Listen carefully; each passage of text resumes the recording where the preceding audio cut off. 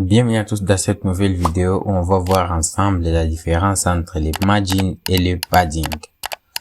Voilà, on va directement créer un nouveau dossier là où on va travailler.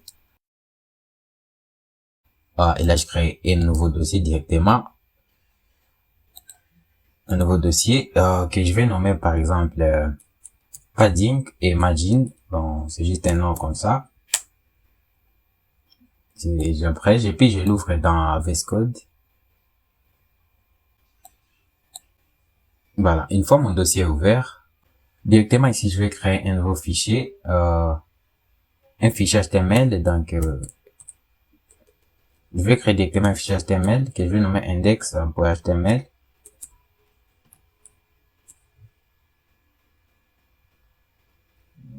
Ici HTML. Voilà, et puis c'est dans ce fichier HTML qu'on va travailler maintenant. Je génère la cité de base du langage HTML avec point d'exclamation entrée, tout simple. Et puis bon, je peux cacher ça pour le moment. Je nomme ça, je change les titres, je nomme ça par exemple padding et margin. Aussi simple. Et puis ici dans body, j'ai créé juste un petit élément comme ça, même un paragraphe que je vais donner bonjour et bienvenue sur mon site. Voilà. Directement, je vais lancer ça sur Go Live pour qu'on puisse voir directement les rendus là à gauche avant de passer au CSS.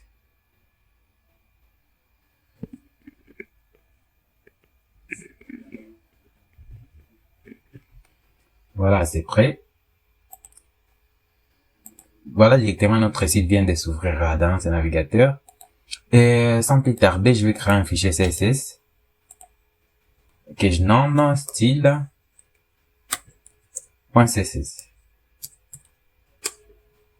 Une fois là-dedans, directement, on va maintenant s'y mettre. Il faut d'abord savoir la différence entre padding et margin parce que c'est ce qui nous a même amené ici. Concernant la différence entre margin et padding, il faut savoir que, bon, j'ai ici une image explicative que j'ai préparée en avance pour vous expliquer bien la différence entre margin et padding. En fait, on a ça. Comment ça se passe? Les padding, les contents ici, on commence ici, les contents, c'est les contenus de la page. Par exemple, pour nous ici, c'est bienvenue, bonjour et bienvenue sur mon site. Et puis, padding ici, c'est la marge intérieure. Par exemple, ces borders ici, c'est le border qu'on va mettre ici sur notre élément, notre contenu. Et puis, les margins, ce sont des marges extérieures. Voilà. Directement ici, on va maintenant mettre les styles dans notre fichier style.css. Ici, on va toucher notre paragraphe qui est bonjour et bienvenue sur mon site. Pour commencer, on va lui donner un background pour avoir une couleur de background color. J'apprécie bien cette couleur AK. Et puis, c'est pas tout, il faut aussi l'appliquer un border pour le bordir, un pixel solide, et puis on donne la couleur du border bien sûr. On peut même mettre black pour le moment, donc le border en haut une couleur blanche. J'enregistre, rien ne se passe, on n'a pas encore relié notre HTML à notre CSS. C'est ce qu'il faut faire ici dans Head. Je viens ici, je fais link rel style sheet. Donc on relie notre style, notre feuille de style. La référence c'est style.css. Donc on donne les noms de notre fichier CSS. Une fois que c'est fait, j'enregistre et directement on voit que tout ce qu'on a fait vient d'être visible juste là. Voilà. On a ça. Et puis, on vient de mettre le margin, on vient de mettre le border et les background color. Maintenant, il nous reste à positionner bien les trucs. Par exemple, ici, on peut faire text align center pour aligner les textes au centre. Voilà, on a bien notre texte qui est aligné au centre. Et maintenant, on passe maintenant à notre leçon du jour. Comme je l'ai dit, je vous montre, on répète d'abord sur l'image. On a ça, content, c'est notre élément qu'on a, qui est bonjour et bienvenue sur mon site. Qui est juste là, bonjour et bienvenue sur mon site. Et puis, on a ces bordures.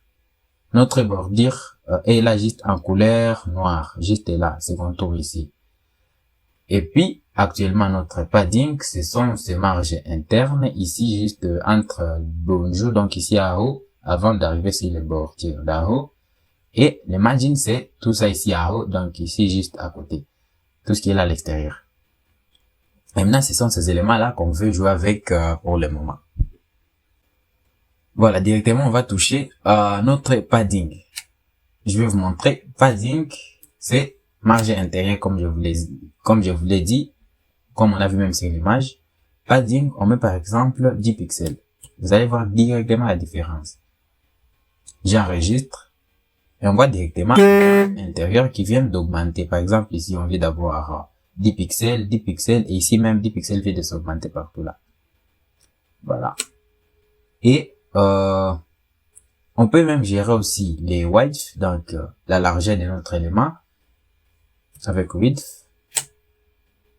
Je donne même 60 pixels. Je vais essayer seulement de se tromper des 100 pixels. Voilà, c'est ça, mais c'est trop peu aussi. Bon, laissons ça d'abord. Laissons ça comme ça, c'est plus joli comme ça. Voilà. Et puis, on n'a pas dit les marges intérieures qu'on vient d'augmenter juste ici des 10 pixels. On peut ajouter séparément ces valeurs. Par exemple, on peut mettre padding bottom, padding top même. Donc, les padding d'en haut, les padding ici d'en haut, on y augmente 20 pixels.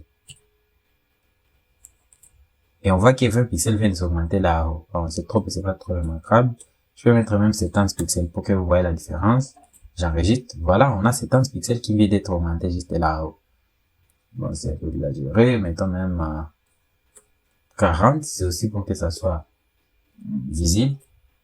Voilà. On peut aussi jouer sur les paddings d'en dessous. Donc, sur les paddings de tous les côtés, on peut jouer sur left, right, donc comme on veut. On a toutes les possibilités. Bottom, aussi on met 40 pixels pour que ça soit un peu centré. Et voilà, on a ça. Bon, mais moi je vais d'abord enlever ces coins ici. Je fais border radius. Je fais 10 pixels. 10 pixels. Et j'enregistre.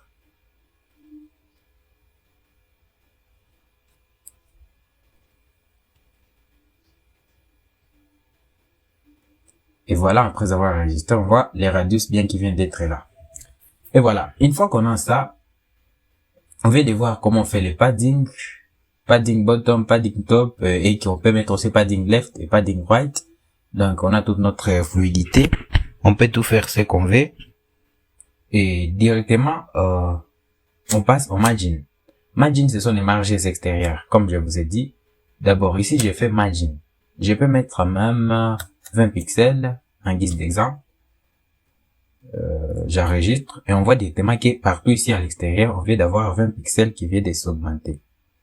Maintenant, je vais augmenter plus les margins d'ici en haut. Donc, je vais faire juste marge extérieure des hauts. Donc, au lieu de margin seulement, je vais mettre margin top. Margin d'en haut, j'augmente même 40 pixels là-haut. Donc là-haut seulement, j'augmente 40 pixels. Et là, on voit ça. Mais c'est trop peu. Si je veux que ça soit trop remarquable, même 100 pixels, j'enregistre et on voit directement qu'ici on veut d'avoir un margin qui est vraiment considérable. Alors que partout, il est appliqué un margin de 20 pixels partout.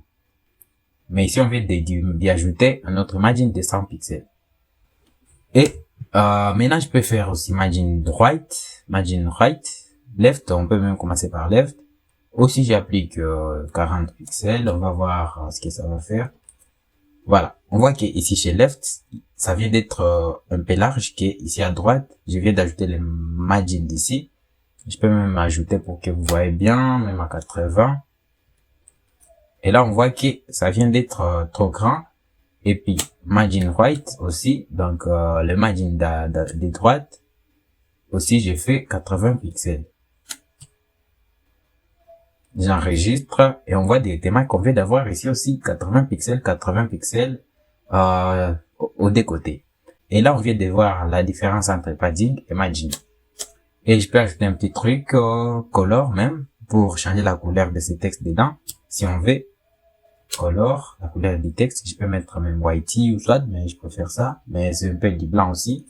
J'enregistre, là on a du blanc. Donc, c'est juste pour vous montrer que vous pouvez varier aussi cette couleur à votre guise. Donc, vous pouvez faire ce que vous voulez en fait. Vous pouvez mettre n'importe quelle couleur que vous souhaitez. Je vais remettre ça en noir.